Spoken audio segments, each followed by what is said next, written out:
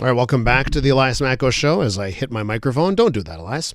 Let's continue here. Prime Minister Mark Carney unveiled a new Canada-U.S. Advisory Council this week ahead of a formal CUSMA review process this summer. According to the minister responsible for Canada-U.S. trade relations, Dominic LeBlanc, the new council will have its first meeting next week and help lead Canada's negotiations.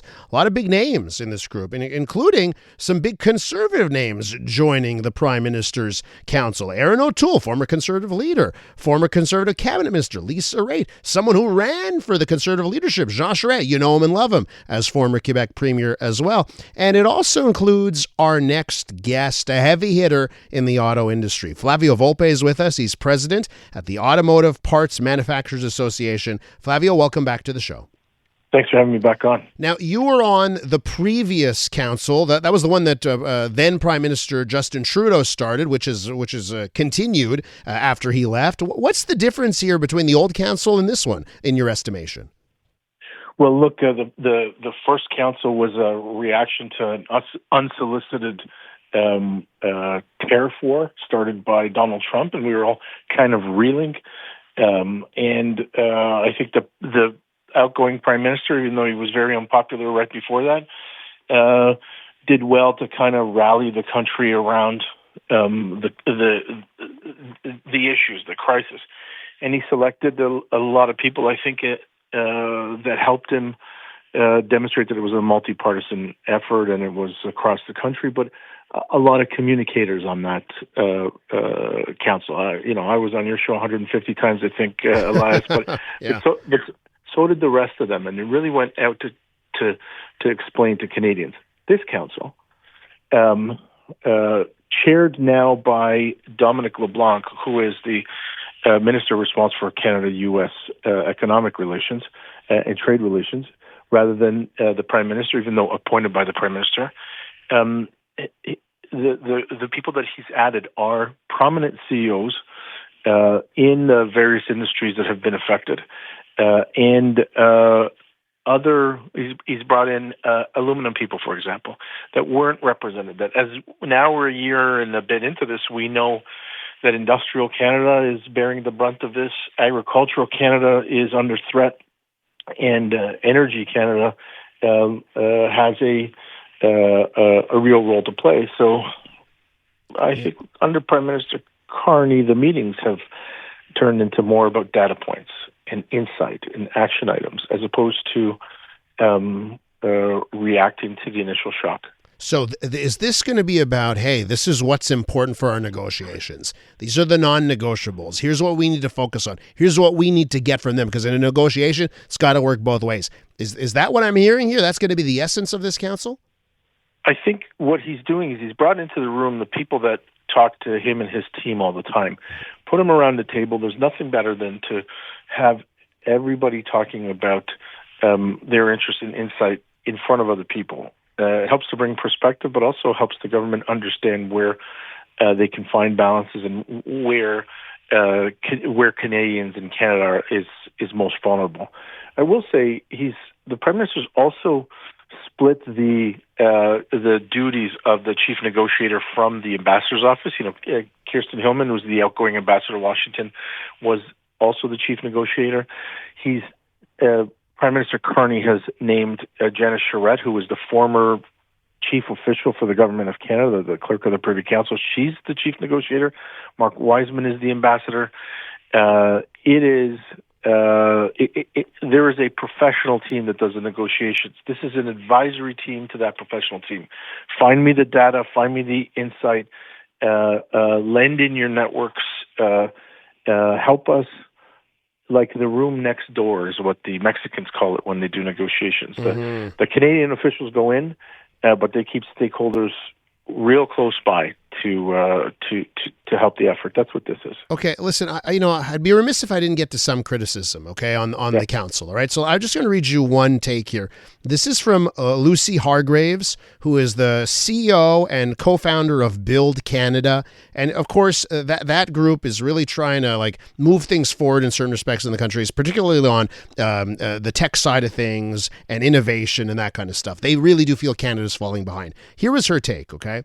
She wrote this week on X, disappointing to see that there's not a single founder, startup CEO, tech entrepreneur, venture capital, or innovation economy builder on this committee. And then she says, this is an old economy dinosaur emoji list. And the legacy industries, including auto parts and steel and mining. And she goes on, right? Do you think that's a fair criticism? And she brought in a lot of old politicians from years before. She mentions that as well. Do you think that's a fair criticism that maybe some of the new economy innovator people aren't at this table? I think she speaks for a constituency that isn't represented on the table, but has access to the Prime Minister's office, the Prime Minister, and the Chief Negotiator. I think the challenge in a country of 40 million people, and you have an advisory council, how big does it become before it becomes too unwieldy? I think the focus of the council or the committee is I can read it from the outside was which of these industries is carrying the burden of the tariff war? Automobiles, 25% tariff. Steel and aluminum, 50% tariff.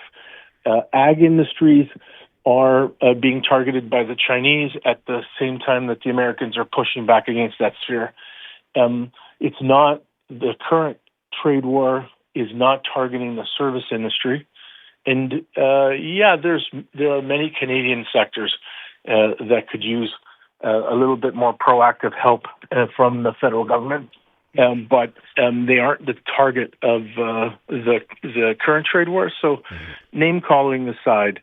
When you're setting priorities, what you try to do is bring the people to the table who are under immediate threat, who are currently down 30 to 40% in economic activity from the year before, and who are the explicit targets of the Trump administration. You may not like auto parts, but there's 125,000 people that wake up every morning and go to work and come back home who didn't sign up to be politicians. So we got to do something for them, and the same for people who are making steel and aluminum. And listen, on the auto parts front, let me just ask you this before I have to let you go. Right, this week on the show, we also spoke to the new lobby group that Honda and Toyota formed, the Pacific Manufacturing Association of Canada. So to wrap up here on the auto front, it seemed when I spoke to them this week, seems like they truly are afraid of what happens if Chinese EVs get a foothold in this country. That was my sense. I don't want to speak for them, but in our conversation, my sense is they're terrified almost of what happens here. Two of the world's greatest, biggest automakers based in Japan, who are two of the biggest employers and most solid Canadian corporate citizens, are worried. You can imagine the 100-person or 200-person parts shop that supply them. Yeah, that's it, right? So their concerns are valid here, right? You're what they say on the Chinese EV threat coming in here. You think Canada should heed those calls? I didn't like the Chinese EV agreement. You had me on. I said the only thing that's going to work here is if we stick to the guardrails that we put in there. If they invest here in manufacturing and they pay the price that everybody else has to access the market, and that means employing people and investing in Canadian innovation and technology and raw materials. Okay, if not, then let that quota, that allocation expire. Flavio, got to leave it there. Thanks so much for hopping on. Really appreciate it. Anytime. I appreciate it. Flavio Volpe, he's on the new Canada-U.S. Advisory Council, and he's president of the Automotive Parts Manufacturers Association. The newest tracks. Let's go. New music. And the next big thing. Always on the new music first. Your first place to hear it all. 'Cause you gon' like it, love it, wanna play it twice. Playing now. iHeart New Music. Your digital station for brand new drops, fresh finds, and tomorrow's bangers. I think we need something new. Discover iHeart New Music. Always fresh, always first. Stream now on the free iHeartRadio app.